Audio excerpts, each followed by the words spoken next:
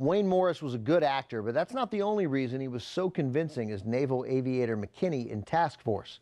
Morris served in the U.S. Navy during World War II as a fighter pilot. During the course of the war, he was credited with shooting down 7 Japanese aircraft, as well as sinking 2 destroyers and a gunboat. By the time Morris was discharged, he had earned 4 Distinguished Flying Crosses and 2 Air Medals, along with the rank of Lieutenant Commander. Up next, the last segment of a 7-part documentary meant to educate U.S. Armed Forces and citizens about why the United States had to join the Allied forces in World War II. Stay with us.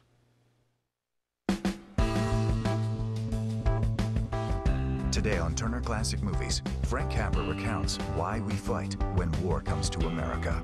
Then John Ridgely pilots a star-powered B-17 in Air Force, and lives are suddenly and deliberately changed from here to eternity.